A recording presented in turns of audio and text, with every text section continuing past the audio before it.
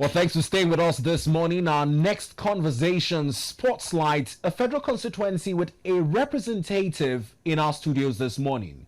He is a first-time representative of his federal constituency, and it's Ikot Ekpene, Essien Udim, and Obot Akara. I'm talking about none other than the astute federal lawmaker and politician, Honorable Patrick Umoh.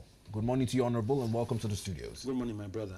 I must say you look very gentlemanly this morning. I like your outfit. But I'm a gentleman. Well, let's get straight into the conversation this morning. Over the weekend, Akwa Ibom was on the map. It was dubbed the Uncommon Commissioning. And a lot of projects, most of which your constituencies were benefactors of, were commissioned by the Chairman of the National Assembly and Senate President, His Excellency Senator Godswill Akpabio. I dare to also say that some of the works you've been doing have also been captured on our program, NAS Unplugged, so it's not much like you've been idle yourself. But let's talk about the impact to the people of these constituencies which you represent in the Green Chambers. Particularly seems to have focused on the area of education. Why is this so? Well, thank you very much for having me this morning. It's a rare opportunity for me. I'm here first and foremost to express gratitude to the President of the Senate of the Federal Republic of Nigeria, my most prominent constituent, His Excellency Senator Godswill Akpabio, GCON, for what he has done for the people of Akwa Ibom Northwest Senatorial District. Last weekend, we're all at home and we witnessed the good works of the President of the Senate, ranging from empowerment to commissioning of numerous projects scattered across the 10 local government areas that make up the Akwa Ibom Northwest Senatorial District. He's a man that is truly uncommon, and his good works clearly are unprecedented. So I thank him very much, and on behalf of the entire people of the federal constituency, I appreciate him, and I ask God to give him more grace to continue to touch the people that we represent. That's the first point to make. And my excitement about the whole thing is that democracy is trickling down to the poorest of the poor. Democracy is going straight to the grassroots. And government is that of the people. From the Constitution, it is definitive, we the people of Nigeria. And so when a public office holder in the person of the President of the Senate goes down to the constituency, meets his people one-on-one, empowers them directly, it speaks volume of what democracy is truly. Many people received grants to power their micro businesses and some macro businesses, I dare say. And so these small, medium-scale enterprises will grow from strength to strength. A lot of them got grants, some got scholarships, those in education, they got scholarships, and His Excellency had commissioned some ICT centers to assist our young people embrace ICT, even in rural communities. And you can imagine what that will become tomorrow. You see, so governance is going down. We have never had it this beautiful. And he commissioned some road projects for access. Most of these roads were farm roads, so that our people can transport agricultural produce and also expand the frontiers of agriculture, the value chain in agriculture. We are from a largely agrarian community. In fact, where we do a lot of farming. So His Excellency, the President of the Senate, was very intentional in empowering people with farm equipments. Some people got tractors, and he does this from time to time, sometimes almost monthly or sometimes quarterly. And our people are used to it because he's been the people's man from time when he was commissioner and later on as governor to becoming a minority leader of the Senate, and today as President of the Senate. He has been the people's man, and he has empowered the people. we also commissioned some projects. He commissioned some projects such as the primary healthcare center, some primary schools, some secondary schools. In fact, public schools witnessed some transformation. In Obot Akara, for instance, where I come from, that is my local government of origin, it was the first time to have a story building, such an edifice in a public school. And so now you're talking about the Methodist Secondary School. Tondang, yes. Yeah, we're going to have some of the visuals greet our screens shortly. And that was why I asked the question first. It almost seems as though, like, you're reeling it out. There was a needs assessment of what each local government in the Northwest needed. Your local government, which we're talking about, the Obot Akara, how long had that Methodist Secondary School been without a befitting edifice for students to obtain knowledge? Well, I have said it time and over again. It was the first to have such an edifice in a public space, a public school space.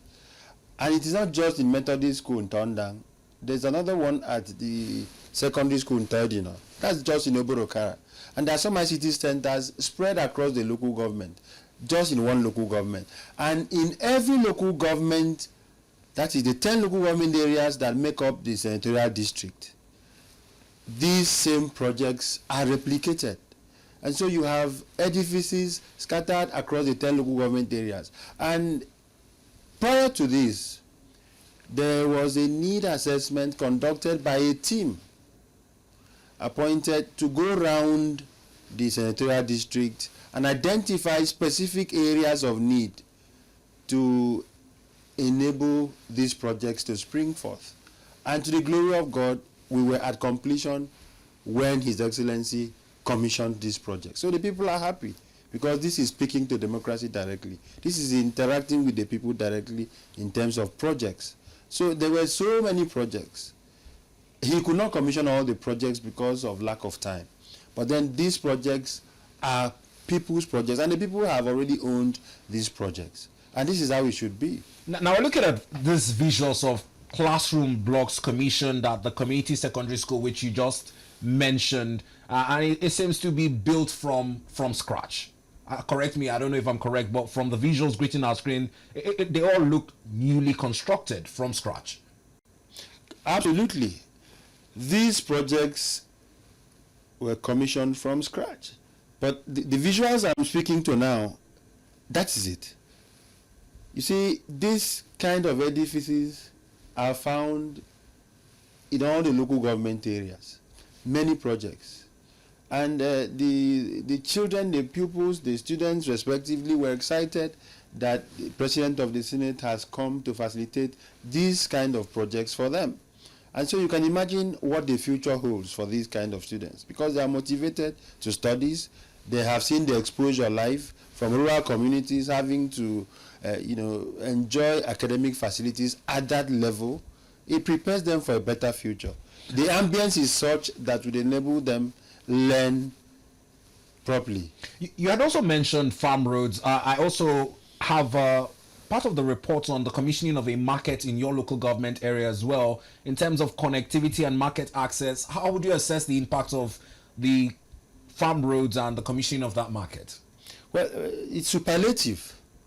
The interconnectivity of communities clearly define our people. I said earlier, it's largely an agrarian community. We love farming, and we love to transport our farm produce to markets, these rural markets. So you can imagine what this does to the local economy. This will reduce crime because there's food to eat. People have access to other communities. People have access to markets. People have access to their farms. So that is the point. His Excellency also commissioned ultra-modern markets in all the local government areas that make up the senatorial district.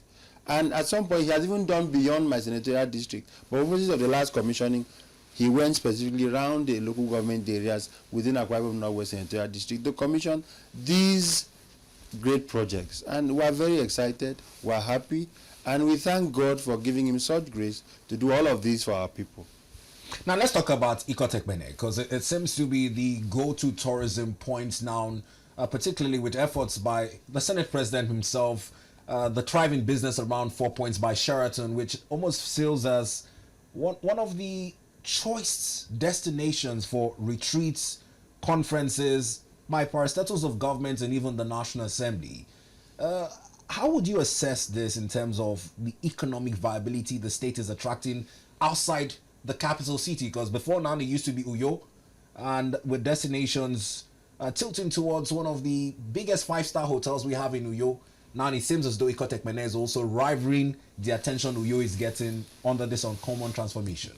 Well, you see, Ikot Ekpene Federal Constituency, first and foremost, is in history as the first experimental local government area in British West Africa. And so the name is historic. Secondly, it is becoming a maker of sorts because of the quality of people the land has produced. I said earlier that the most prominent constituent of mine is the President of the Senate, and he has made all of us very proud.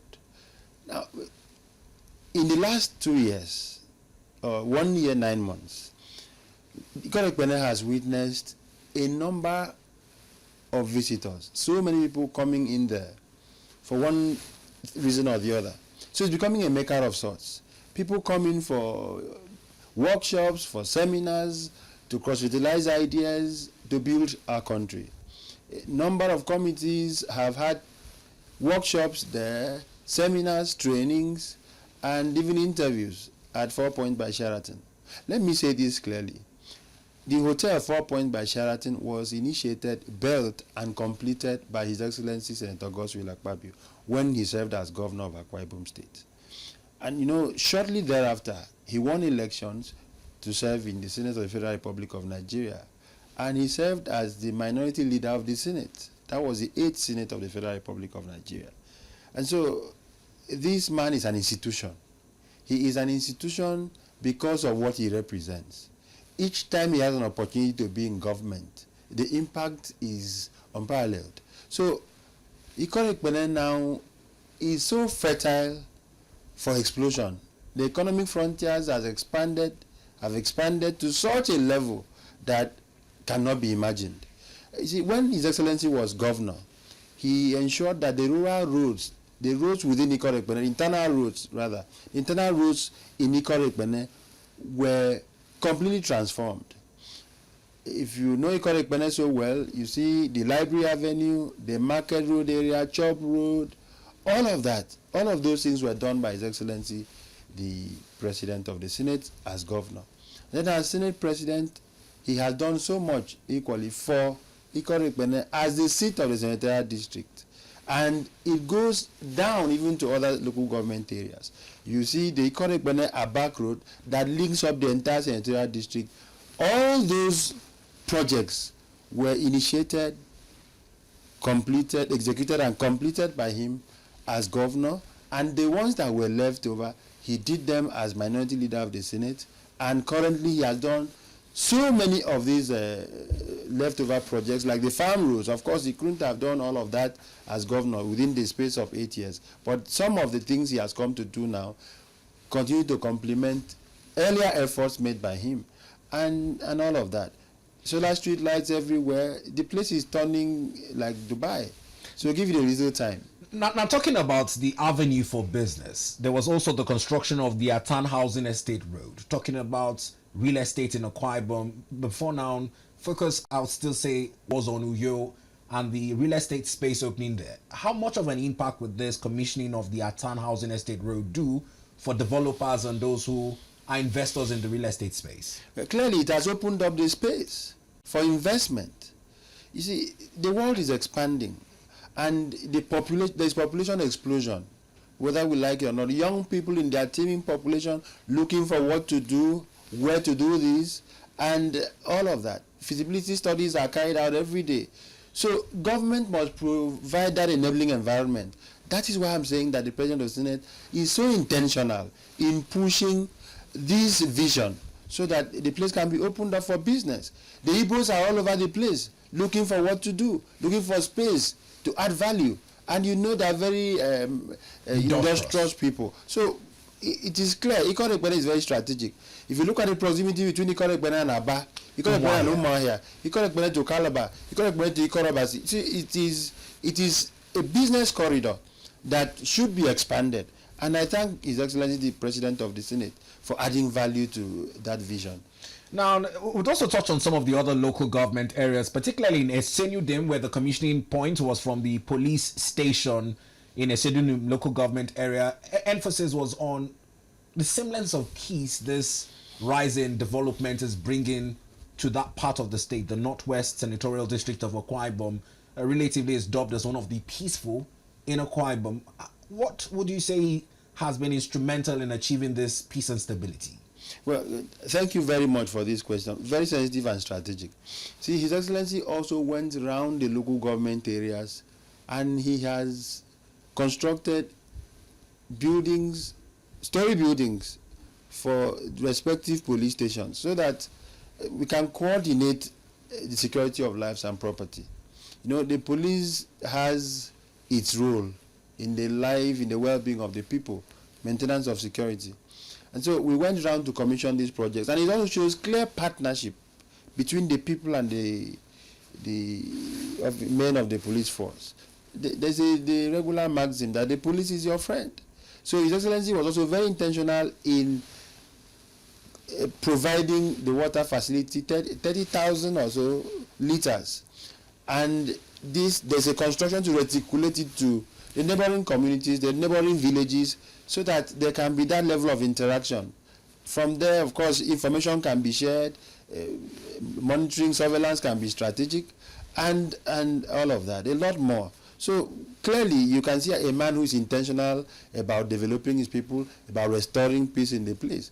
If somebody comes to fetch water, for instance, in the police station, there is intelligence sharing, and that can help us take charge of internal security. So for me, it was the best bet. It seems as though he's also been very intentional about maintenance of certain sporting facilities to include stadia. Away from the stadium named after him, the Nest of Champions, the Godswill Akpabio International Stadium, the Ikot Ekpene Township Stadium was also one of the points for empowerment. Whilst I was looking at some of the visuals greeting the screen, it was important to note that the state of the stadium, even when you have a stadium that is dubbed world-class, is still a par with the world-class stadium in terms of the facility and even the state of its maintenance. How has he managed, even away from being governor at the time, it was easy because he was governor, to keep focus on ensuring that there is quality maintenance of those sports infrastructure in the state? Well, first, I give it to Senator Godswill Akpabio. See, he was very definitive about sports development. And the Godswill Akpabio Nest of Champions, that's the international stadium that we have in Umoh, was initiated, constructed, completed, commissioned by him as governor. And you can imagine it is world class. As I speak with you, it's still utilized. He just hosted the Niger Delta Games just to fairly recently. Of course, I wanted to say so. So that is it. And then he went around the senatorial districts that make up Akwa Ibom and made sure that there was a turnaround in the other stadia so that young people can pick up talents. And these assessments were done. Of course, he always has his template for these things. Now, that of Ikot Ekpene Stadium, that's where we gathered for the mega empowerment. Like I said that day when I gave my goodwill, clearly unprecedented, fantastically uncommon. So we were there, and then many people got grants, some got mini buses, tricycles, tractors, all sorts of things, cars, buses, food items, freezers, deep freezers, generators, all kinds of things to expand their businesses and all of that. But the interaction with the people, the one-on-one engagement was robust. So our people are happy with him. And we are grateful to God that it was a possibility that he emerged as president of the Senate. The people are happy and thankful to God and thankful to the president of the country, His Excellency Senator Asiwaju Bola Ahmed Tinubu, for his vision, for his support for our grand leader, Senator Godswill Akpabio. There is a complementarity in celebrating these gentlemen. Without them, I mean, my constituency would not have been where it is today in the political map of our country. So we're grateful to God, and we're thankful to our leaders for keeping that vision in focus. I must imagine that he's leaving quite the big shoes for you to fill. He is now your most prominent constituent. Absolutely. Ikot Ekpene. You are representing the people of Ikot Ekpene, Essien Udim and Obot Akara in the 10th National Assembly. In executing your own projects, how high has this standard been set? Have you been able to follow suit in the leadership and examples he has laid down? Well, clearly, His Excellency Dr. Godswill Akpabio sets the pace. We are talking about a former commissioner who became governor, who became Senator of the Federal Republic of Nigeria, and that minority leader of the Senate, and who became a member of the Federal Executive Council, serving as Minister Niger Delta Affairs, who is now President of the Senate of the Federal Republic of Nigeria. Chairman of the National Assembly. And Chairman of the National Assembly. So I am clearly a subordinate. But then, he sets the pace. I've learned from him. He has given me the shoulder to fly. So in the last 1 year, 9 months, I've also been very intentional in following him as a dutiful, diligent, and loyal subject. I'm a member of the House of Representatives. This is my first term in office. But then in the last months, I knew that the first major thing to do for my people is to ensure that I empower them sustainably.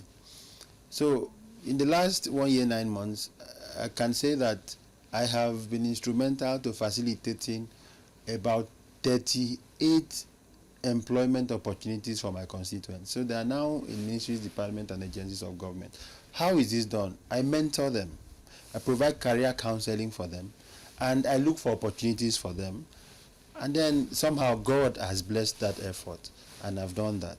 So we've secured that, and I'm grateful to God, because to have achieved that within a span of 1 year, 8 months, then we've done our best. I've also provided 500 kVA transformers to some communities that had no light. And I was also able to power 3 clans of Afara, Ekpenyong and Okonwot. They had no light for about 2 years. These clans are in Essien Udim. That's where my grand leader comes from. But I also felt that that needed my intervention. Clearly, I didn't do that from the federal government budget. I did that from allowances, estakos that I got when I went out to represent the Nigerian House of Representatives. I had the opportunity of representing the Nigerian House of Representatives in the United Kingdom, where we interacted with members of the British House of Commons. And then I also was opportuned to address Chatham House, also representing the Nigerian House of Representatives, where I also had the singular opportunity of speaking on behalf of African parliaments. So not under the IPU, but clearly to discuss issues of transboundary crime and then African European migration pressure. So I became the expert to address world parliaments on behalf of African parliamentarians. So that gave me an opportunity to address the Chatham House. So I have taken the name of the federal constituency to a global stage to complement the mega efforts of my leader. This is one opportunity that God has given me. Yes, I came understandably from the academic community. I had served as lecturer in the Faculty of Law. So coming into Parliament, it wasn't a strange space for me to make statements. And so clearly God has done that. And then, but recently I also felt that I should tailor my empowerment towards creating value, establishing self-reliance for young people. So on Easter Monday, I commissioned the project I initiated, the Skills Acquisition Center, so that the young people can learn and acquire skills. I have trained and sponsored about 40 people to learn ICT skills. The first batch, that graduated, I give them laptops so that they can build on that and then embrace the evolving market economy, the cloud computing issues, and all of that. And they are doing well. Some of them have been very careful in managing what God has brought their way, what I have facilitated. Then I was also able to incorporate corporate societies for young people in their cells. First, I had to do it for youth, young people who followed me, Ntiuf and Patrick Umoh. So I registered a cooperative, Ntiuf and Cooperative, for them, gave them a lawyer to manage them, and then I gave them startup capital. I did same for women. I gave a startup capital of 5 million, and then I gave them the certificate of incorporation, and I also mentioned that added a lawyer to assist them. And then I did that for cyclists. I gathered them together, incorporated a corporate society for them, gave them a startup capital, and they are thriving now. I also gathered the carpenters. They do the roofing in my place. So I gathered them together, appointed somebody to take care of them, incorporated a corporate society for them, gave them a startup capital, and all of that. And they're all thriving, and I'm monitoring them. I've set up a structure to monitor what they're doing. This is so that it can transcend even my tenure in the National Assembly. They can also grow. So I'm intentional about this to complement my Oga's effort, and I think it is yielding results. I have done solar lights in so many places, and it is to light up communities and reinvigorate that community life, that communitarian existence, because I know my people, we believe in extended family unions, and I think it's also working. I have done much more. I've constructed classrooms, 6 classroom blocks, 2 classroom blocks respectively at St. Peter's, Surare, and St. Charles Owa. We've done all of that. I paid bursary, and I've given scholarships and grants to very indigent students. One is in the Faculty of Law. I can really remember that one. And then I also had to take care of a young boy who had lost the father. The father was a party chieftain, deputy chairman of the party in Essien Udim. The man died, leaving the young child, 11-year-old, a JS1 boy. I took over and I told the boy, I will pay your fees till you are done with university. That, I'm sure, goes beyond even my tenure as member of the House of Representatives, because I have the first 4 years, which is guaranteed, which is what I'm more like an adopted son. So it's more like an adopted son. Why? Because God has given me the opportunity. I've done a lot more. I have trained people, 100 youths on fish farming and the value chain, and we've given them startups. I've also trained another 50 sets of youths on cocoa planting and the value chain. So, and I'm intentional about this. I've also set up a monitoring structure to oversee what these people are doing.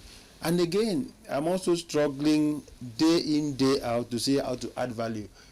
A lot of people, I've done a lot of medicals, I've done outreach. I partnered with some friends from the United States of America last December.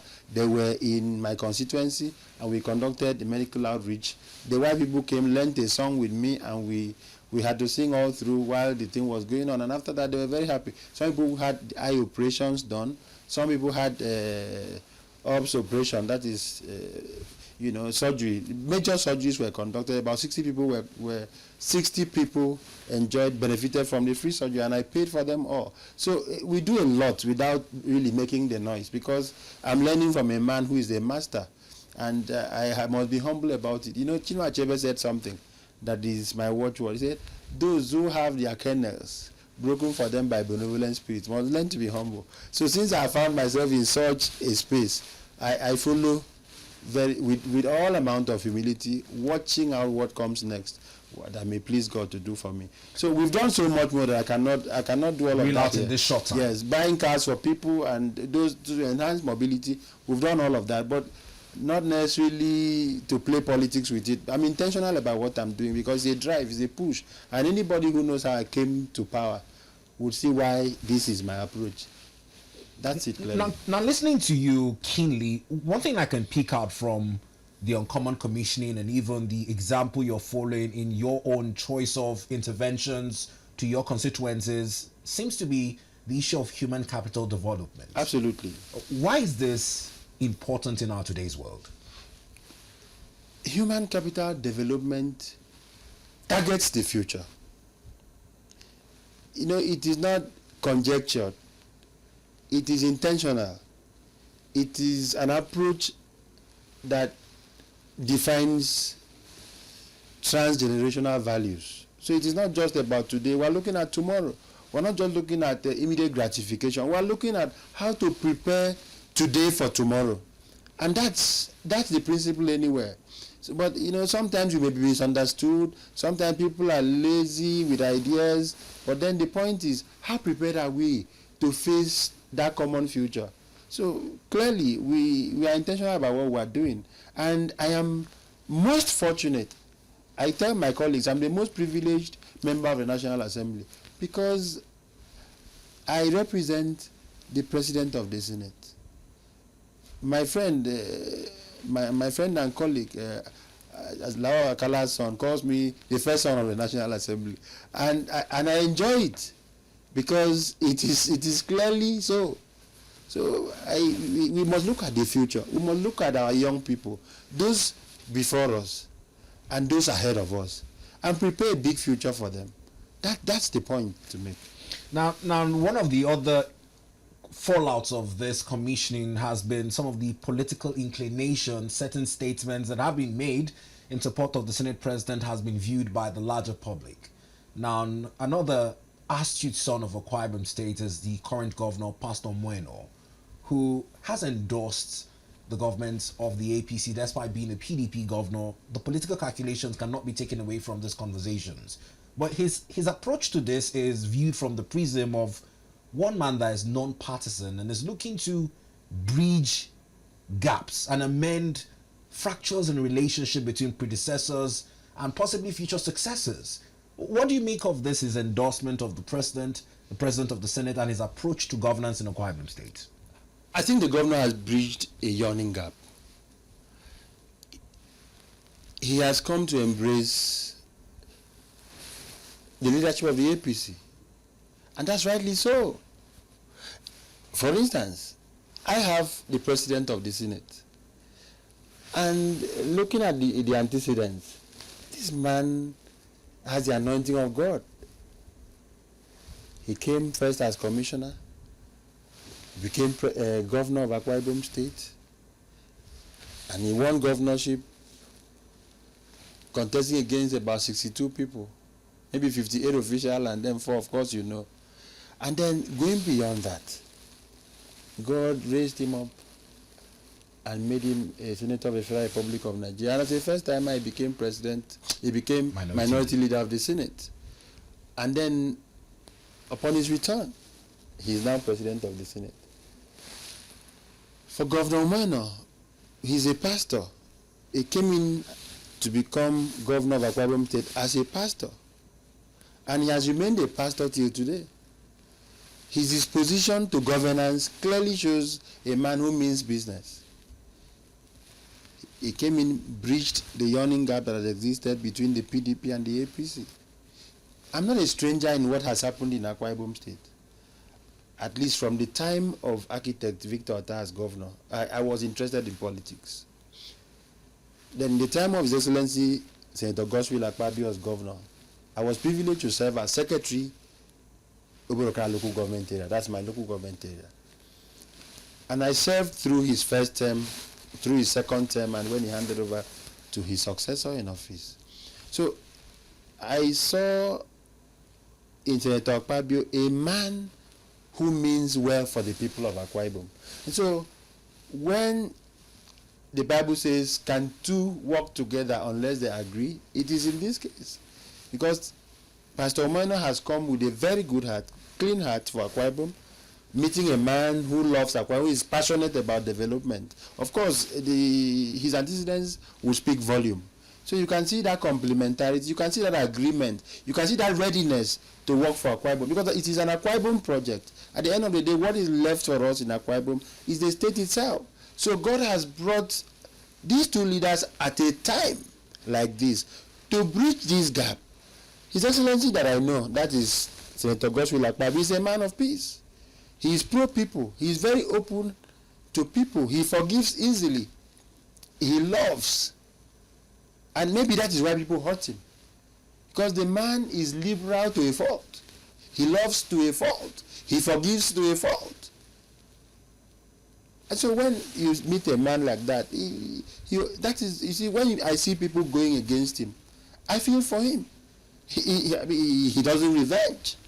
So, and then you can imagine why God is also pushing him from one stage to the other. So, as a young boy, having served as secretary to my local government, I was fortunate to be appointed into the State Scholarships Board. So when His Excellency Dr. Godswill Akpabio moved from the PDP to the APC, I had no reservation. I didn't waste time. I just sent in my resignation to the then secretary to state government. that I'm no longer in the State Scholarship Board. I have also moved to the APC with my leader.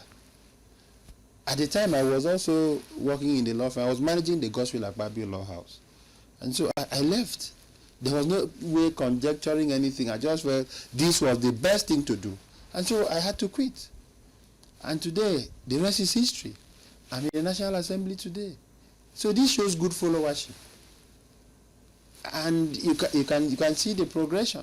So when Pastor Umoh started out as governor, I saw his disposition. The first clear evidence was on the swearing in of the President of the Senate.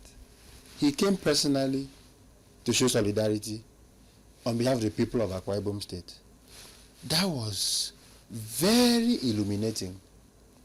And thereafter, I 1 year in office in the National Assembly, precisely on June 13 last year, 2024, he again visited the President of the Senate with stakeholders of Akwa Ibom State and congratulated His Excellency Senator Godswill Akpabio on his first year anniversary as President of the Senate.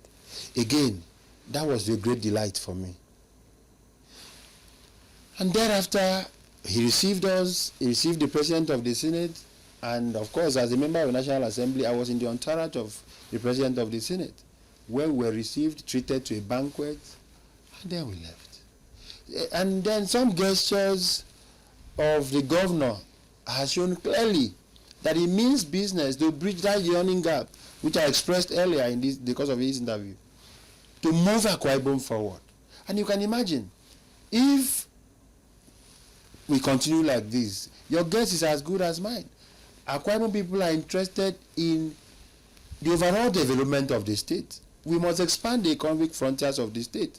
The Ibaka Deep Sea Port requires a sure partnership with the federal government. So if we move the state to the center and partner the efforts of the President of Nigeria, Akwa Ibom will be better developed.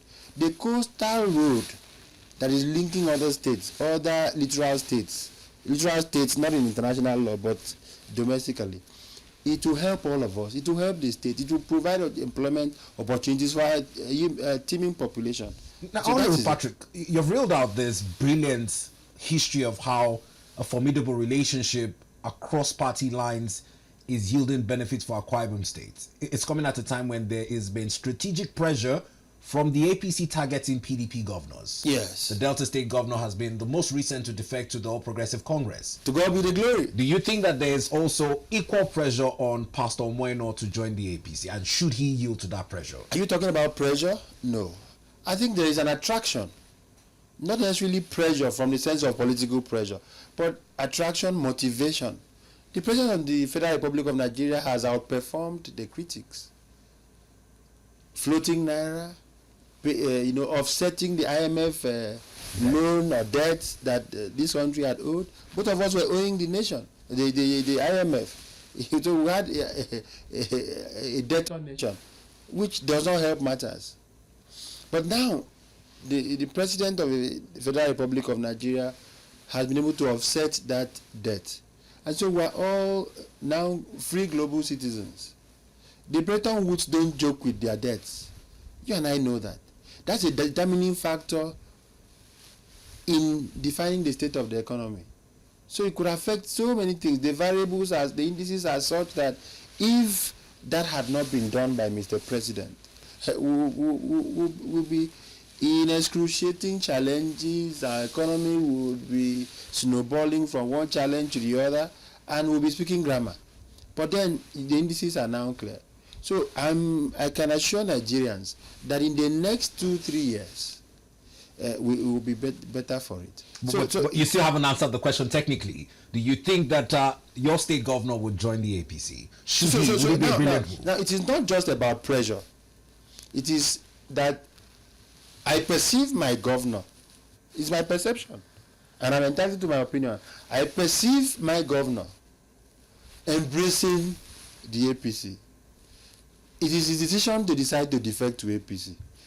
My perception is that he has embraced the APC. For instance, I had the rare opportunity of being invited by the governor 2 months ago to commission his projects. And when I got there, the members of the House of Assembly were present. The members of the ESCO were present. And I was received, and I commissioned the project. So that's why I'm saying the governor has embraced us. So there is that complementarity in seeing development, in seeing Akwa Ibom develop to that imaginary level. And so trust me, all will be well. If the governor of Akwa Ibom State decides to come to APC, to God be the glory. So I pray for that as a politician. Obviously, he has openly endorsed President Bola Ahmed Tinubu for a second term and pledged the support of Akwa Ibom State. This will bring me to my next question. It's on the second year in office anniversary of the 10th National Assembly come June 13th.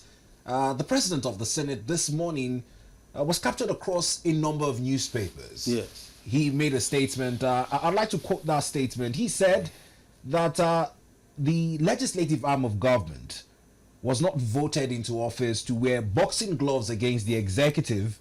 And he's saying, other than having Nigerians clamor for the Senate and extension of the National Assembly to be at war with the executive, they should commend them for supporting the vision of driving Nigeria forward. Let's get your reaction to this statement. Well, clearly, it is the same constitution that apportions the responsibilities to the President of the Federal Republic of Nigeria, to the National Assembly, and even to the judiciary, the three arms of government.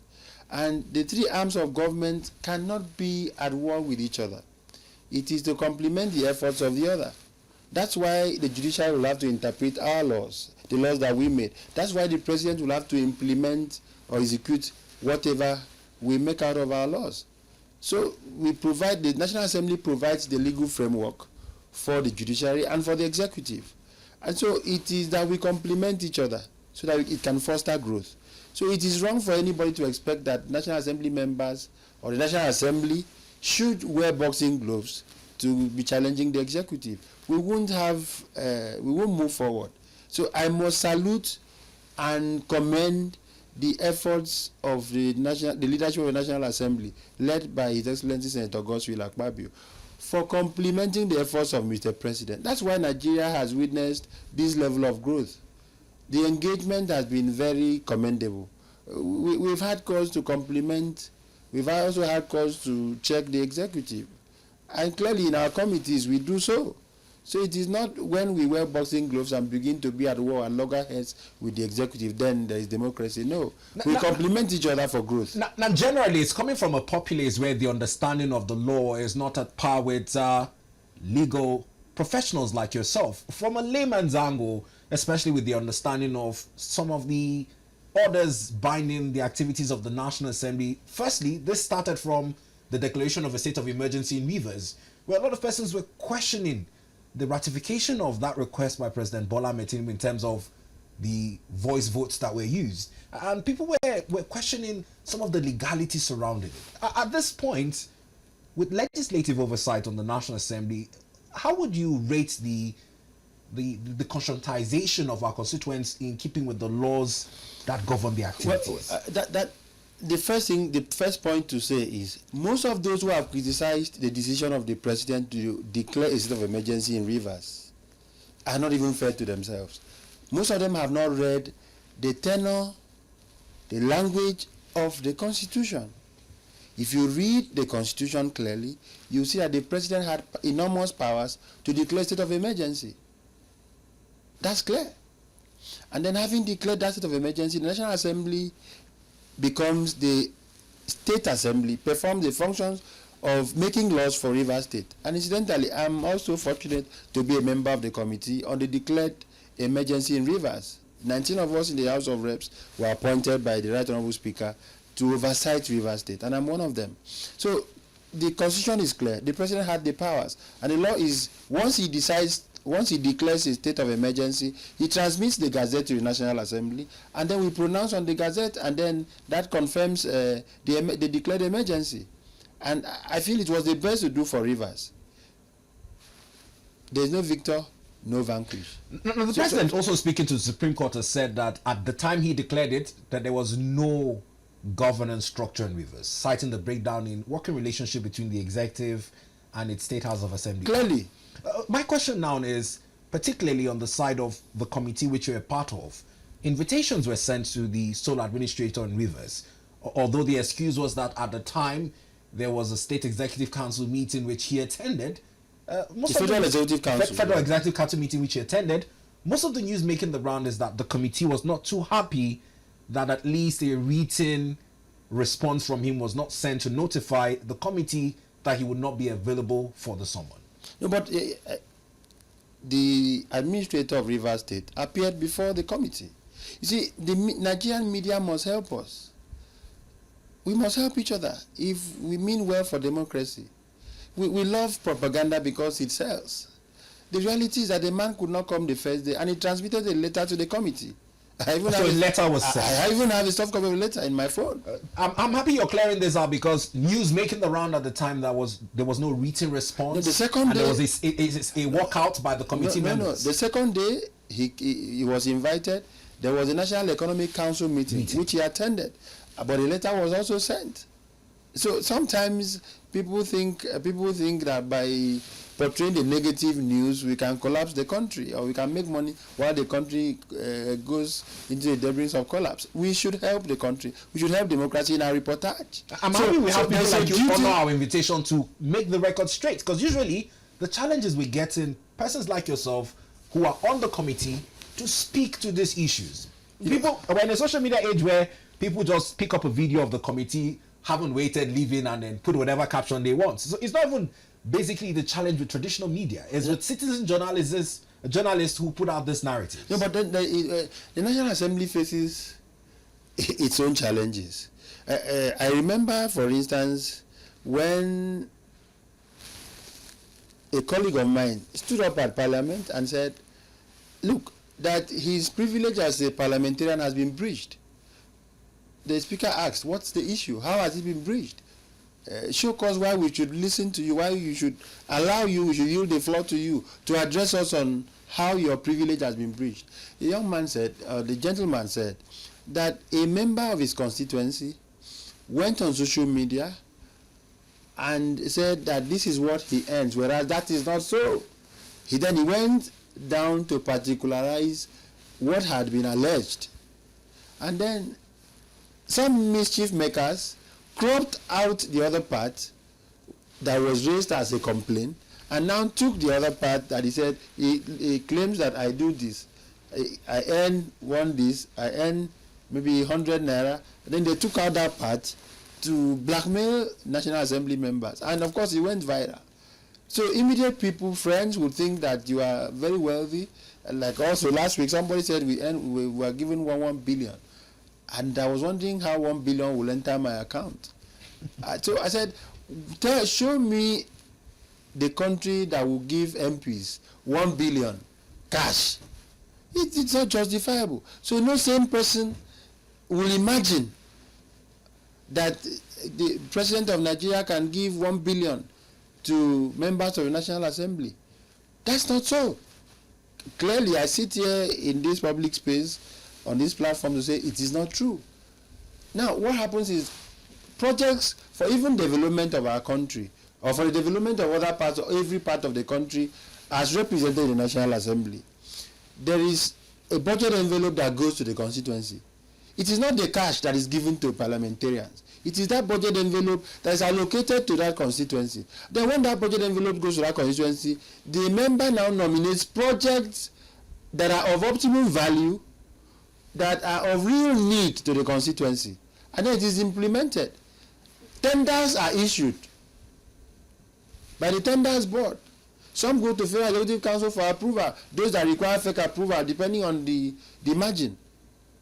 Where, for instance, the electricity project going to a particular agency is within the threshold of approval, then the head of that agency can approve. Or if it doesn't, it goes to the Federal Executive Council, which clearly means that it is not the business of MP to see the money. It is the agency, the ministry, department, or agency of government that implements that constituency project. And so our duty is to nominate as parliamentarians, whether you are in leadership or an ordinary member. That's what happens. So you can't say that 1 billion is given to a member. He has no idea of how that money is appropriated. He has no idea of who is the contractor All he does is to nominate the project and identify the ministry or agency that should implement that project, so that he too can monitor what is done. For evaluation purposes. So he doesn't take the 1 billion into his pocket. So we have become so vulnerable, while Nigerians have become so gullible in believing anything people say about MPs. Now, it's coming at a time when there's much debate on the need for a constitutional review, constitutional amendments. Some bills have been proposed, some bills have been stood down. More importantly, my angle is from, would I say, my bias towards my profession, enlightening our viewers, the general public, on the legislative processes, much like you've just brilliantly done in the last 2 minutes. My brother, our constituents don't care how many bills or motions you've done. I've done 26 bills. At some point, the United Nations Development Program even published 2 of my bills as being qualitative on the fact sheet. But who cares about that? What our constituents care about is what you bring to them. The immediate gratification need is so strong, stronger than what you can imagine. And so you ask yourself, so if you hear that you have 1 billion, of course, which is the budget envelope like I explained earlier, who cares? What they want is what you can bring to them. Otherwise, they blackmail you. I've had to fight against blackmail and all of that. So we have suffered. We are so vulnerable as parliamentarians, while Nigerians have become so gullible. So we need help from professionals like you. Let Nigerians know the real truth about what we do in parliament. That's why we suffer. Sometimes you find, okay, look at, for instance, now, we are still struggling, we are still grappling with how to secure financial transactions. People coming with several platforms, people losing monies because there's no proper framework. Look at the last time we were doing this multimedia marketing thing. People pay money. You know why? Because nobody cares. Nobody cares. Whereas some people would encourage you to sponsor bills that can secure all of that. They don't care about that. People care about how much you can bring to them, how you can attend their burials, wedding ceremonies, and all of sorts. So, if you don't do that, of course you have a challenge. A bad representative of the constituency. That's what they will say. So, I'm trying to do all of that because, everything matters in Nigerian politics today. Well, in closing, I know we'll come to you officially ahead of the midterm assessment of the APC government, but we're just a couple of days away from the official ceremony. It's coming at a time when a lot of policies of the government have been criticized. The long-term goals in terms of the country's image are beginning to be felt, much like the IMF debts you just talked about. But in speaking to the conscience of Nigerians on the need to be more or less factual in assessments of how well we're moving as a nation and how it reflects on our quality of life as a people, what would you say? Well, I think first, government is about the people. So all hands must be on deck. Government is not about one person. If you don't do your job, if I don't do my job, no matter what the president does, it won't be felt by anybody. So Mr. President is doing his very best. Look at NEL Fund. Students now can take loans, can take scholarships, can have grants to go back to school. It wasn't happening in the previous years. So we must thank the president. And we must also thank the National Assembly for reinvigorating our mental psyche about the national anthem. The other one was sounding like we're singing, we're brigands, we're not Democrats. But this one brings back the true vision of Nigeria. Arise, O compatriots. It was more like a command. We're brigands. We're in one barracks. But this one, Nigeria will hail thee. Look at the tenor. So it is one great feat that has been recorded by the National Assembly. Thanks to Mr. President for signing it into law. And many other things. The quality of laws that we have churned out in the current National Assembly, the 10th Assembly, it can be very commendable. So I must commend the leadership of the National Assembly led by Senator Godswill Akpabio for the quality of laws that have been successfully passed into acts of the National Assembly. It is helping the economy. Well, we must thank you, Honorable Patrick Umoh, for taking our time to speak to us this morning. We appreciate you for sharing your knowledge with us. We'll be looking for frequent interactions to keep Nigeria abreast with legislative interventions under your first term as lawmaker representing Ikot Ekpene, Essien Udim, and Obot Akara.